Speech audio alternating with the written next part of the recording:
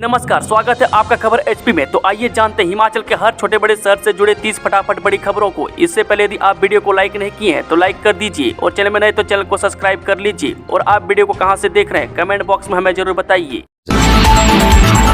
सरकार को डीए और एरियर देना ही पड़ेगा, कर्मचारी अपना हक मांग रहे, कोई खैरात नहीं। जी हां, हिमाचल में स्वतंत्रता दिवस पर लाखों सरकारी कर्मचारियों को आस थी कि सरकार डीए और एरियर को लेकर कोई बड़ी घोषणा कर सकती है। बता दें कि 90,000 करोड़ के करीब कर्ज में दबी सरकार से कर्मचारियों को कम से कम 4% डीए की घोषणा किए जाने की उम्मीद थी। लेकिन देहरा में आयोजित हुए स्वतंत्रता दिवस के राज्य स्तरीय समारोह में मुख्यमंत्री सुखविंदर सिंह सुक्खू ने 9 तो 4% डीए का जिक्र किया, 9 ही एरियर की घोषणा की गई। हालांकि इस दौरान सीएम ने 75 साल की उम्र पूरी कर चुके आयु के पेंशनरों के एरियर का पूरा भुगतान करने का ऐलान जरूर किया है। वहीं सीएम ने अन्य कर्मचारियों को अगले साल से चरणबद्ध तरीके से डीए एरियर के भुगतान की बात कही है। ऐसे में लाखों कर्मचारी सुक्खू सरकार से नाराज हैं। मैं ईटीवी से बात करते हुए हिमाचल प्रदेश सचिवालय सेवाएं कर्मचारी संघ के अध्यक्ष संजीव शर्मा ने दो टूक चेतावनी देते हुए कहा कि हम अपना हक मांग रहे हैं, कर्मचारियों को सरकार से कोई खैरात नहीं चाहिए। हिमाचल के लिए बड़ी राहत, प्रधानमंत्री कृषि सिंचाई योजना का हिस्सा बनी फिन्ना सिंह परियोजना, डिप्टी सीएम ने जताई खुशी। जय हिमाचल के लिए बड़ी राहत की खबर है। फिन्ना सिंह बहुउद्देशीय परियोजना को आधिकारिक तौर पर प्रधानमंत्री कृषि सिंचाई योजना एवं एआईबीपी के अंतर्गत शामिल कर लिया गया। बता दें कि हिमाचल प्रदेश की सिंचाई प्रणाली में यह बड़ी सफलता है। डिप्टी सीएम मुकेश अग्निहोत्री ने इसको लेकर खुशी जाहिर की है। डीए व एरियर को लेकर इस साल सरकार के हाथ खड़े, अब 2025 का करना होगा इंतजार। जी हां, स्वतंत्रता दिवस पर हिमाचल के सरकारी कर्मचारियों को आस थी कि सरकार डीए व एरियर को लेकर कोई न कोई सार्थक घोषणा करेगी। वे कर्मचारी ये उम्मीद लगाए बैठे थे कि यदि एरियर 9 भी मिले तो कम से कम 4% डीए की घोषणा ही हो जाए, लेकिन उनकी उम्मीदों पर बर्फ गिरी है। यानी कहा जा सकता है कि कर्मचारियों की आशा पर तुषारपात हुआ है। वह सीएम सुखविंदर सिंह सुक्खू ने 9 तो 4% डीए की घोषणा की और 9 ही एरियर का जिक्र किया। बता दें कि अलबत्ता 75 साल व इससे ऊपर की आयु के पेंशनर्स के एरियर का पूरा भुगतान करने का ऐलान जरूर किया है। मैं चूंकि उक्त आयु वर्ग के पेंशनर्स के एरियर देने में सरकार के खजाने पर कुछ अधिक बोझ नहीं पड़ना था, वह लिहाजा ये घोषणा की गई। मैं साथ ही सीएम सुखविंदर सुक्खू ने चेताया है कि आर्थिक हालात अच्छे न होने के कारण राज्य को कड़े कदम उठाने पड़ेंगे। मैं अगले साल से चरणबद्ध तरीके से कर्मचारियों के डीए एरियर के भुगतान की बात भी सीएम ने कही। मैं इसमें साफ होता है कि कर्मचारियों को डीए एरियर के लिए अब अगले साल का इंतजार करना पड़ेगा। हिमाचल प्रदेश के युवाओं के लिए खुशखबरी, इन पदों पर होगी भर्ती। 20 और 21 अगस्त को इंटरव्यू, जाने डिटेल्स। हिमाचल प्रदेश के बेरोजगार युवाओं के लिए अच्छी खबर है। वह क्षेत्रीय रोजगार कार्यालय शिमला की सहयोग से एक बार फिर कैंपस इंटरव्यू का आयोजन किया जा रहा है। वह क्षेत्रीय रोजगार अधिकारी शिमला सीमा गुप्ता ने इस बारे में जानकारी दी। उन्होंने बताया कि क्षेत्रीय रोजगार कार्यालय शिमला द्वारा कैंपस इंटरव्यू का आयोजन किया जा रहा है। वह सीमा गुप्ता ने बताया कि असिस्टेंट स्टेवार्ड के 2 पद, utility worker, front office manager, house keeper, F&B manager और फ्रंट ऑफिस असिस्टेंट के एक पद के लिए 20 और 21 अगस्त को सुबह 11 बजे होटल कोटी रिजॉर्ट लिमिटेड, विलेज सधोरा, डाकघर, बंदया तहसील एवं जिला शिमला में इंटरव्यू का आयोजन किया जाएगा। वातावरण में मौजूद वेस्ट एनर्जी अब होगी बिजली में कन्वर्ट, आईआईटी मंडी के शोधकर्ताओं ने बनाया एडवांस थर्मो इलेक्ट्रिक मटेरियल। जी हां, अब वातावरण में मौजूद वेस्ट एनर्जी को बिजली में कन्वर्ट किया जा सकेगा, जिससे न सिर्फ बिजली उत्पादन में सहयोग मिलेगा बल्कि ग्लोबल वार्मिंग को भी रोकने में मदद मिलेगी।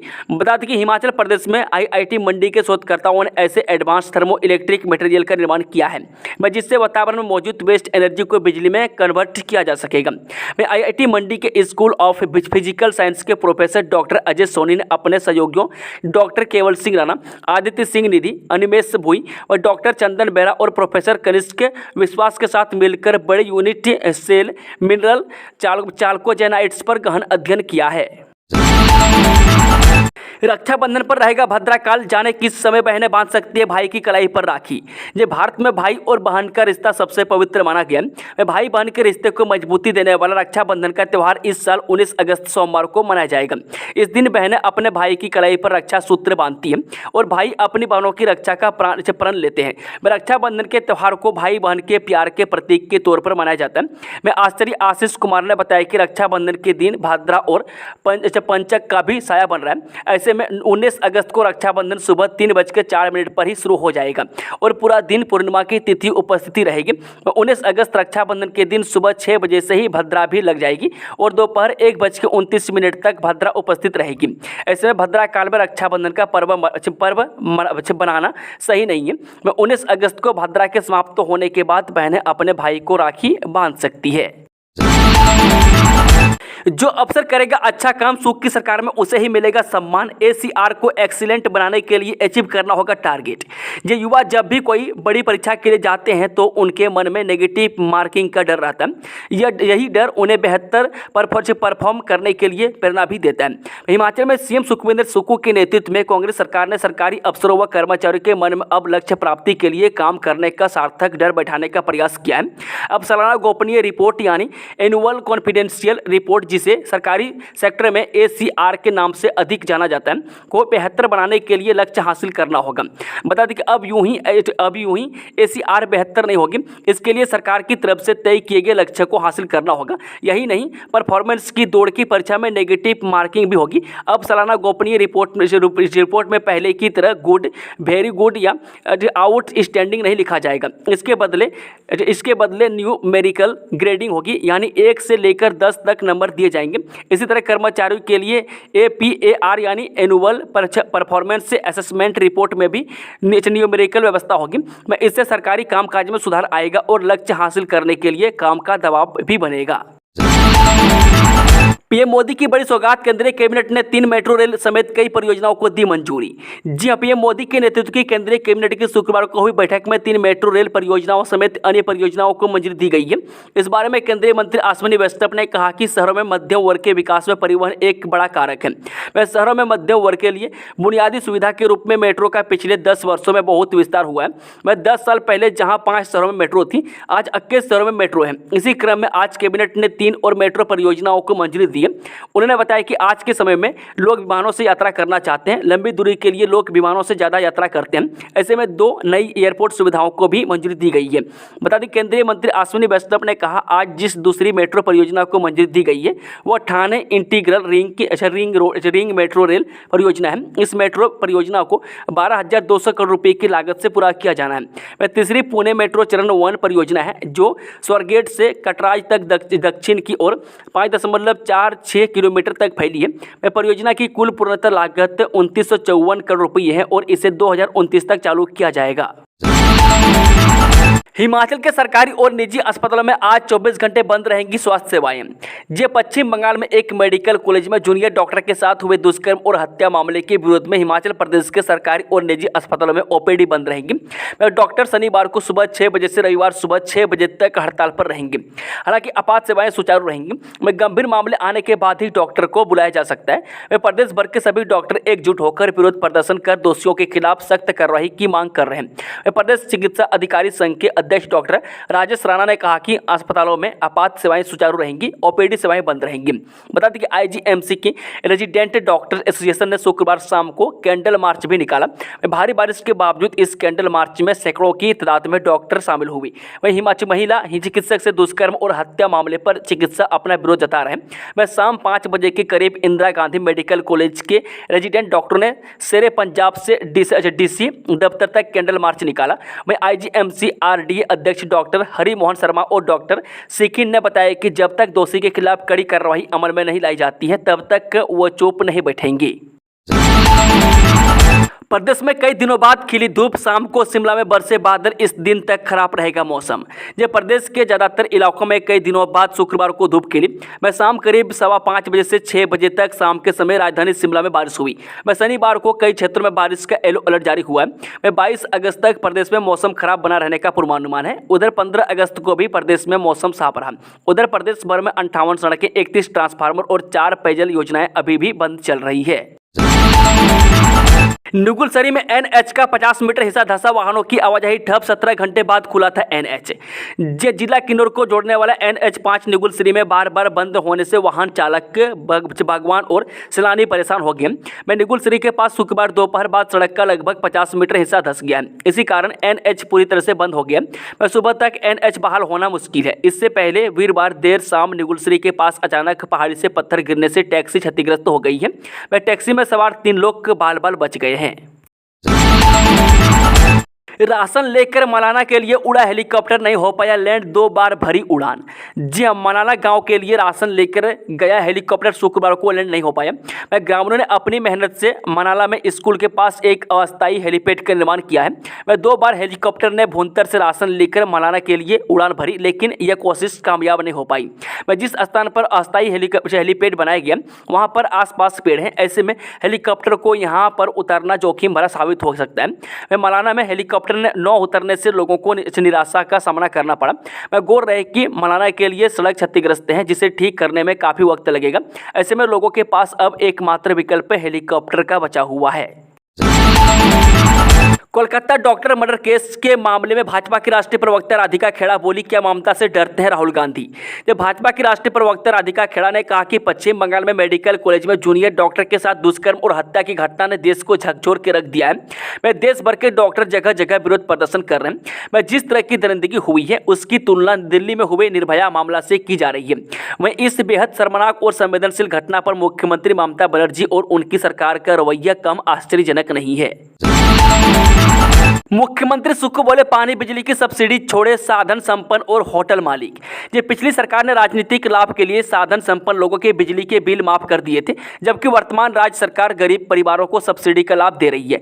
मुख्यमंत्री सुक्खू ने शुक्रवार को हमीरपुर के 2 सड़का पुलिस मैदान में राजस्व विभाग की स्वामित्व योजना के तहत आम लोगों को संपत्ति कार्ड वितरण समारोह में संपन्न परिवारों से सरकार की सब्सिडी स्वयं छोड़ने का आह्वान किया। उन्होंने कहा कि बड़े बड़े होटल भी बिजली व पानी की सब्सिडी छोड़ने की पहल करें। वह सीएम सुक्खू ने कहा कि हमीरपुर देश का पहला जिला बना है जहां आबादी देह में परिवारों को जमीन का मालिकाना हक दिया गया है। नहीं थम रहा राहुल गांधी के सीटिंग पोजीशन पर सियासी विवाद। विक्रमादित्य बोले, देश का हुआ अपमान। देश की राजधानी दिल्ली में लाल किले पर स्वतंत्रता दिवस 2024 के कार्यक्रम का आयोजन किया गया था। इस कार्यक्रम में नेता प्रतिपक्ष राहुल गांधी ने भी हिस्सा लिया था। हालांकि राहुल गांधी को कार्यक्रम के दौरान 5वीं कतार में बिठाया गया था, जिसको लेकर लोक निर्माण मंत्री विक्रमादित्य सिंह ने आपत्ति जताई है। विपक्ष का हिंदू विरोधी चेहरा बेनकाब। अनुराग ठाकुर बोले, बांग्लादेश के बाद समझ आया भारत में यूसीसी कितना जरूरी। जब भारतीय जनता पार्टी के जिला कार्यालय दीप कमल में गुरुवार सुबह स्वतंत्रता दिवस समारोह का आयोजन किया गया। ऊना सदर के विधायक और भाजपा के पूर्व प्रदेश अध्यक्ष सतपाल सिंह सती के नेतृत्व में आयोजित किए गए कार्यक्रम में सांसद अनुराग ठाकुर ने मुख्य अतिथि के रूप में शिरकत की। वह कार्यक्रम में अनुराग ठाकुर को विशेष रूप से तिरंगे की पगड़ी पहनाई गई। वह सांसद ने कहा कि इस देश को आज़ादी लाखों लोगों की कुर्बानियों के बाद मिली है। उस समय जहां लाखों लोगों ने इस देश को आजाद करवाने के लिए अपने प्राण तक निछावर कर दिए थे, वहीं अब समय है कि अगले 25 वर्षों तक भारत को विकसित और समृद्ध बनाने के लिए देश के हर नागरिक को योगदान सुनिश्चित करना होगा। कांग्रेस विधायक की गाड़ी पर हमला, बाल बाल बचे विवेक शर्मा, साथियों ने रोड से दिया वारदात को अंजाम। कुटले हड़के विधायक विवेक शर्मा की गाड़ी पर बाइक सवार शरारती तत्वों ने हमला कर दिया। इस हमले में विधायक बाल बाल बच गई, जबकि साथियों ने लोहे की रॉड मारकर गाड़ी के शीशे तोड़ दिए। वह बाइक सवार दोनों साथी वारदात को अंजाम देकर मौके से फरार हो गए। बता दें कि विधायक विवेक शर्मा ने होशियारपुर पुलिस के पास शिकायत दर्ज करवाई है। पुलिस ने शिकायत के आधार पर मामला दर्ज करके हमला करने वालों की तलाश शुरू कर दी है। प्रदेश में मत्स्य आखेट से हटा प्रतिबंध, प्रथम दिन पकड़ी गई 31.8677 मीट्रिक टन मछली। हिमाचल प्रदेश के जलाशयों एवं सामान्य नदी नालों व इनकी सहायक नदियों में लगा मत्स्य आखेट पर 2 माह का प्रतिबंध शुक्रवार को समाप्त हो गया।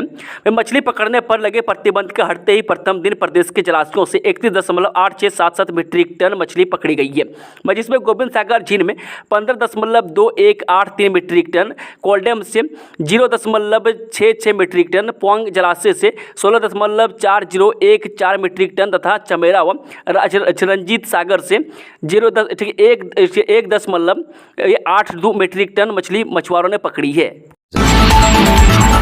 पालमपुर में सब्जी मंडी के पास धंसा पठानकोट मंडी राष्ट्रीय उच्च मार्ग। जो पठानकोट मंडी राष्ट्रीय उच्च मार्ग पर पालमपुर में सब्जी मंडी के पास सड़क मार्ग धंस गया। ऐसे में इस सड़क मार्ग पर पहले वाहनों की आवाजाही एक ओर से की जा रही थी, परंतु बाद दोपहर उक्त स्थान पर सड़क मार्ग को पूरी तरह से सील करने का निर्णय लिया गया। मैं चूंकि सड़क मार्ग पर दिन भर अत्यधिक यातायात रहता है, ऐसे में वाहनों की आवाजाही को वैकल्पिक व्यवस्था के अंतर्गत सुचारू बनाने के लिए प्रशासन ने ब्लूप्रिंट तैयार किया है। मैं उक्त स्थान पर सड़क मार्ग सकरा भी है। ऐसे में वाहनों की आवाजाही को कृषि विश्वविद्यालय के पास से चड़ियार चौक बाईपास से संचालित किया जाएगा। 17 अगस्त को सभी चिकित्सक करेंगे टोकन प्रोटेस्ट। विदेश में मानव तस्कर गिरोह के चंगुल से छूटकर घर लौटा रेनसरी का युवक। जी हां, सभी चिकित्सक टोकन प्रोटेस्ट करेंगे। मैं गेयटी थिएटर में 3 दिवसीय फिल्म महोत्सव का शुक्रवार को शुभ आरंभ हुआ। मैं अतिरिक्त जिला एवं सत्र न्यायाधीश पॉक्सो कोर्ट किन्नौर स्थित रामपुर ने नाबालिगा से दुराचार के आरोपी को 20 वर्ष का कठोर कारावास और 20,000 रुपये जुर्माने की सजा सुनाई है। मैं सुंदरनगर जलाशय से शुक्रवार को एक युवती का शव बरामद हुआ है। हिमाचल प्रदेश के ऊना जिले में कोटलेहड़ के विधायक विवेक शर्मा की गाड़ी पर अज्ञात बाइक सवारों द्वारा रॉड से हमला करने का समाचार मिला है। मैं शिमला की एक युवती के साथ जीरकपुर के होटल में दुष्कर्म का मामला सामने आया है। मैं पुलिस थाना ज्वाली के अधीन पोंग जिले के बनाड़ा पतन में एक व्यक्ति की तैरती हुई लाश मिलने का समाचार मिला है। मैं नेता प्रतिपक्ष जयराम ठाकुर ने कहा कि अब सरकार की नज़र कृषि विश्वविद्यालय की जमीन पर है। कृषि विश्वविद्यालय की जमीन पर टूरिज्म विलेज खोलना मजाक। जो नेता प्रतिपक्ष जयराम ठाकुर ने कहा कि अब सरकार की नज़र कृषि विश्वविद्यालय की जमीन पर है और पालमपुर कृषि विश्वविद्यालय में सरकार द्वारा टूरिस्ट विलेज खोलने की बात करना हास्यास्पद है। मैं कृषि विश्वविद्यालय को कृषि से जुड़े शिक्षण, प्रशिक्षण और अनुसंधान कार्य करने दे तो मेहरबानी होगी। यहाँ से जारी बयान में उन्होंने कहा कि सरकार टूरिज्म विलेज बनाना चाहती है तो बनाए, मैं स्वागत है, लेकिन कृषि उत्पादकता को बढ़ावा देने के लिए बनाई गई संस्थाओं में इस तरह के प्रयोग करने की बात दुर्भाग्यपूर्ण है। 8 लाख रुपए खर्च करके 8 दिन भी नहीं चला झूला पुल, लोगों ने खुद ही कर ली मरम्मत। जब मंडी जिले में 8 लाख रुपए खर्च करने के बावजूद पंडित में ब्यास नदी पर बनाया गया झूला पुल 8 दिन में ही हाँप गया था, जिसकी मरम्मत इलाका बाजार से आने वाले लोगों ने आपसी सहयोग से कर इसे आवागमन के लिए सुचारू कर दिया है। ग्राम पंचायत देवरी के पूर्व प्रधान देवेंद्र कुमार ने बताया कि झूला पुल खराब होने से लोगों को सामान लेकर 8 किलोमीटर का अतिरिक्त सफर तय करके पंडो आना पड़ रहा था और लोगों की इस समस्या से विभाग भी अवगत था, लेकिन फिर भी झूला पुल को ठीक नहीं किया गया। इसी तरह से खपा होकर इलाका वासियों ने इस पुल की मरम्मत करके इसे सुचारू कर दिया और सरकार से मांग की है कि इसे सुचारू रखने के लिए यहां पर कर्मियों की तैनाती की जाए। ये मामला ध्यान में आया है और इस बारे में संबंधित अधिकारियों को उचित कार्रवाई करने के लिए कह दिया गया है। 20 एवं 21 अगस्त को विभिन्न पदों के लिए इंटरव्यू का आयोजन। जो क्षेत्रीय रोजगार अधिकारी शिमला सीमा गुप्ता ने जानकारी देते हुए बताया कि क्षेत्रीय रोजगार कार्यालय शिमला द्वारा कैंपस इंटरव्यू का आयोजन किया जा रहा है। उन्होंने बताया कि असिस्टेंट स्टेवार्ड के 2 पद, utility worker, front officer manager, housekeeper, F&B manager तथा फ्रंट ऑफिस असिस्टेंट के एक पद के लिए 20 व 21 अगस्त 2024 को प्रातः 11 बजे होटल कोटी रिजॉर्ट लिमिटेड, विलेज सधोरा, डाकघर बचबलदेय, तहसील व जिला शिमला में इंटरव्यू का आयोजन किया जाएगा। उन्होंने बताया कि इच्छुक उम्मीदवार की शैक्षणिक योग्यता होटल मैनेजमेंट, हॉस्पिटलिटी, 10वीं PGDCA कंप्यूटर कोर्स तथा ग्रेजुएट होनी चाहिए। मैं आयु वर्ग असिस्टेंट स्टेवार्ड, यूटिलिटी वर्कर तथा फ्रंट ऑफिस मैनेजर के लिए 19 से 30 वर्ष आयु, हाउस कीपर के लिए 20 से 43 वर्ष, F&B मैनेजर के लिए 20 से 38 वर्ष तथा फ्रंट ऑफिस असिस्टेंट के लिए 20 से 30 वर्ष के मध्य होनी चाहिए। मैं अधिक जानकारी के लिए 9418645246 पर संपर्क कर सकते हैं। अगर आप कलाकार हैं तो अश्लीलता को बढ़ावा न दें, अपने देश का उपहास न उड़ाएं। कंगना रनौत। जब अभिनेत्री व सांसद कंगना रनौत अक्सर ही अपने बेबाक बयानों के कारण सुर्खियों में बनी रहती है। मैं अभिनेत्री कंगना रनौत ने स्वतंत्रता दिवस पर इंस्टाग्राम पर पोस्ट साझा कर सभी को स्वतंत्रता दिवस की बधाई दी और स्वतंत्रता के साथ आने वाली जिम्मेदारियों के बारे में एक शक्तिशाली संदेश साझा किया। मैं अपनी इंस्टाग्राम स्टोरी में कंगना ने राष्ट्र का सम्मान करने, बुनियादी शिष्टाचार का पालन करने और समाज में सकारात्मक योगदान देने के महत्व के बारे में बात बात की है। उन्होंने अपने प्रशंसकों से अपने देश का मजाक न उड़ाने और सार्वजनिक और निजी जीवन दोनों में अपने कार्यों के प्रति सचेत रहने का आग्रह किया है। वहीं कंगना ने कहा कि सुर्खियों में रहने वाले को अश्लीलता या हिंसा को बढ़ावा देने वाली सामग्री को बढ़ावा देने से बचना चाहिए। इसके बजाय उन्होंने ऐसे काम की सलाह दी जो राष्ट्र के लिए अच्छा और उसके हित में हो, वह साथ ही इसके नैतिक और सांस्कृतिक ताने बाने में योगदान देता हो। विदेश में मानव तस्कर गिरोह के चंगुल से छूटकर घर लौटे रैनसरी का युवक के एसपी को सुनाई आप बीती। जब जिला ऊना मुख्यालय के साथ लगते गांव रैनसरी निवासी युवक आशीष कुमार को विदेश से रेस्क्यू करके भारत लाया जा चुका है। वह शुक्रवार को आशीष कुमार ने जिला मुख्यालय पहुंचकर पुलिस अधीक्षक राकेश सिंह से मुलाकात करते हुए विदेश में उनके साथ हुई आप बीती सुनाई। इस मौके पर महर्षि वाल्मीकि गुरु रविदास यूथ एकता सभा के अध्यक्ष अमित वाल्मीकि सहित बड़ी संख्या में युवक मौजूद रहे। मैं आशीष कुमार ने बताया कि उन्हें जॉर्जिया भेजने की बात की थी, लेकिन उन्हें थाईलैंड में उतार दिया गया। वह जहां से उन्हें कुछ लोगों के साथ होटल में ठहराकर एक ऐसी जगह ले जाया गया वह जहां पर और भी लोगों को बंधक बनाया गया था। मौके पर जाकर उन्हें पता चला कि यहां पर मानव तस्कर गिरोह उन्हें उठा कर लाया है और यहां से युवाओं को कई देशों में लाखों रुपये में बेचा जाता है और उनके शरीर के अच्छे अंगों को भी निकाल लिया जाता है। पटवारी कानूनगो संघ का यूटर्न नहीं तोड़ी हड़ताल। राज्य पटवारी और कानूनगो संघ ने महज 24 घंटे में यूटर्न ले लिया है।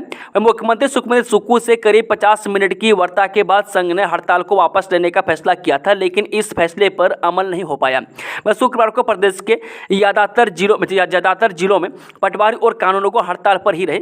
इसे देखते हुए अब संघ ने समूचे प्रदेश की वर्चुअल बैठक बुलाई है और इस बैठक में आगामी कदम उठाने पर सहमति बनाई जाएगी। वह संघ ने तब तक किसी भी नए फैसले के लागू होने से इनकार कर दिया है। 3 से 70 हटने के बाद जम्मू कश्मीर में पहली बार विधानसभा चुनाव 3 चरणों में वोटिंग।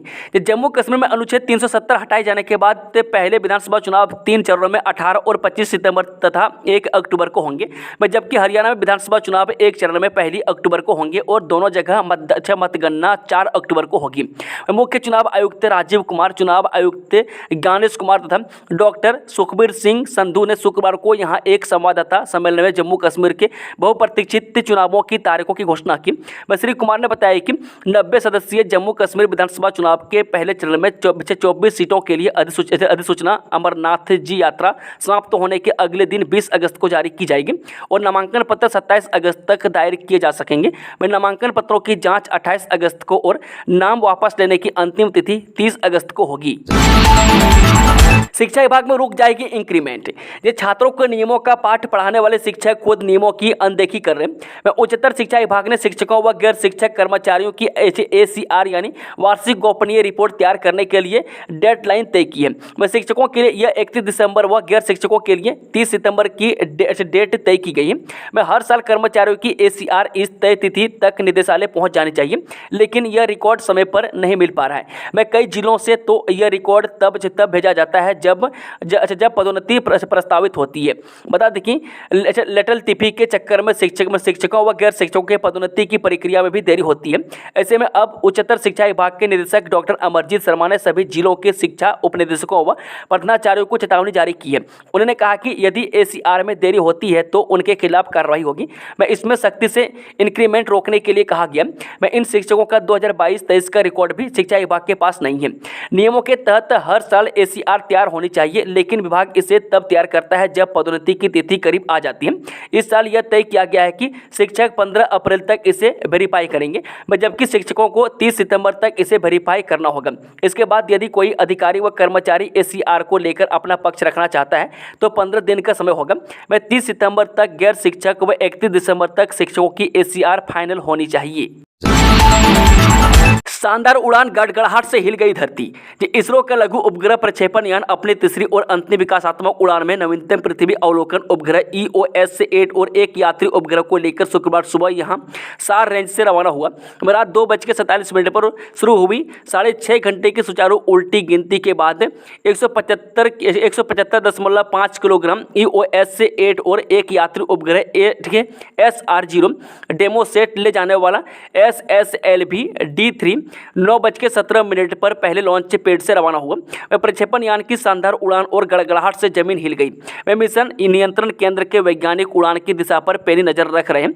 मैं इस मौके पर इसरो के अध्यक्ष एस सोमनाथ और इसरो के वरिष्ठ वैज्ञानिक उड़ान के प्रक्षेप तथा पथ की निगरानी कर रहे हैं। हिमाचल के संपन्न परिवारों से सब्सिडी छोड़ने की अपील क्या है वजह, सीएम सुक्खू ने बताई पूरी बात। हिमाचल प्रदेश के मुख्यमंत्री सुखबीर सुक्खू ने आम जनता से एक बड़ी अपील की है। उन्हें राज्य के साधन संपन्न परिवारों को सब्सिडी छोड़ने का आग्रह किया है। ऐसा ही आग्रह देश के प्रधानमंत्री मोदी ने साधन संपन्न परिवारों से गैस सब्सिडी छोड़ने के लिए भी किया था। मैं इसका देश भर में व्यापक असर नजर आया था। अब मुख्यमंत्री सुखबीर सुक्खू की इस अपील का भी सकारात्मक परिणाम मिलने की संभावना है। मुख्यमंत्री ने कहा कि बड़े बड़े होटल मालिकों को भी आगे सरकार सब्सिडी छोड़ने की पहल करनी चाहिए। हालांकि बीजेपी पूर्व में शुरू की गई योजनाओं में बदलाव को जन विरोधी बताकर विरोध कर चुकी है। दोस्तों, खबरों का सिलसिला समाप्त होता है। कि जानकारी पसंद आई तो वीडियो को लाइक, शेयर, चैनल को सब्सक्राइब जरूर कर लें और कमेंट बॉक्स में कमेंट करके बताएं कि आप न्यूज़ को किस जिले पंचायत से देख रहे थे। Thank you, all the best, जय हिंद, जय हिमाचल।